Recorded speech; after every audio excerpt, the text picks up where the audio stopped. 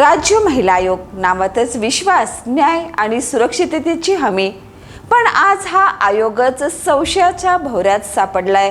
कारण एका भोंदूच्या प्रकरणाने केवळ एका व्यक्तीचा नाही तर संपूर्ण यंत्रणेचा मुखवटा फाडला गेलाय. नमस्कार, मी सुरेखा आणि आपण पाहतात तारा न्यूज. अशोक खरात प्रकरण हे काही अचानक उभं राहिलेलं वादळ नव्हतं. अंधश्रद्धा, फसवणूक आणि महिलांच्या भावनांचा गैरफायदा घेणाऱ्या या प्रकरणाबाबत आधीपासूनच कुजबूज होती. पण जेव्हा या प्रकरणाची साखळी थेट सत्तेच्या दारापर्यंत पोहोचली आणि त्यात महिला आयोगाच्या अध्यक्षपदी असलेल्या रुपाली चाकणकर यांचं नाव जोडलं गेलं, तेव्हा हा प्रश्न केवळ एका प्रकरणापुरता राहिला नाही, तो संपूर्ण व्यवस्थेच्या विश्वासार्हतेवर घाव बनला. राजीनामा देऊन प्रकरण थांबवण्याचा प्रयत्न झाला, पण खरा प्रश्न अजूनही उभाच आहे. ज्यांच्या खांद्यावर महिलांना न्याय देण्याची जबाबदारी होती त्यांच्या भोवतीच संशयाचं सावट असेल तर त्या संस्थेकडे पीडित महिलांनी विश्वासानं कसं पाहायचं? या सगळ्या पार्श्वभूमीवर आता जे घडते ते अधिकच धक्कादायक आहे. कारण जिथं आत्मपरीक्षण व्हायला हवं होतं तिथे सत्तेचा सरळ दावा केला जातोय.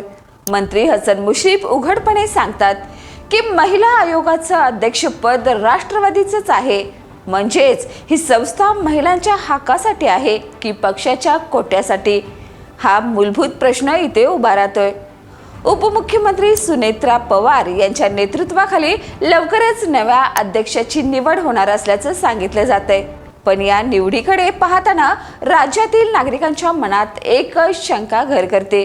ही निवड पात्रतेवर होणार की निष्ठेवर? दरम्यान पक्ष एकसंघ असल्याचे दाखवण्याचा प्रयत्न सुरू आहेत. प्रफुल्ल पटेल आणि सुनील तटकरे यांच्याबाबत आम्ही एक आहोत असा दावा केला जातोय, तर दुसऱ्या बाजूला संजय राऊत यांच्यावर पलटवार केला जातो.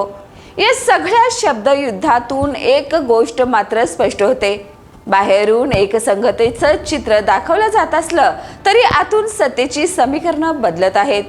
याच काळात गोकुळ निवडणुकीपासून ते शक्तीपीठ महामार्गापर्यंत प्रत्येक विषयावर राजकीय भूमिका मांडल्या जात आहेत.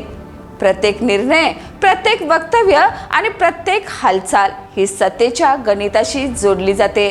त्यामुळे महिला आयोगाच्या अध्यक्षपदाची निवड ही या राजकीय पटावरच खेळली जाणार हे आता उघड गुपित राहिलेलं नाही. खरात प्रकरणाने केवळ एका भोंदूचा पर्दाफाश केला नाही तर सत्तेच्या संरचनेत किती खोलवर राजकारण शिरलंय हेही दाखवून दिले. ज्या संस्थेने महिलांच्या हक्कासाठी आवाज उठवायला हवा होता तीच संस्था आता सत्तेच्या वाटाघाटीचा भाग बनताना दिसते. आता गरज आहे ती केवळ नवीन अध्यक्ष नेमण्याची नाही तर महिला आयोगावरचा ढासळलेला विश्वास पुन्हा उभा करण्याची.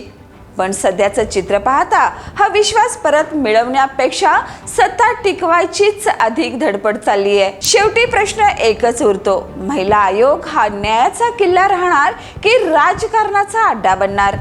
कारण उत्तर इथेच ठरेल.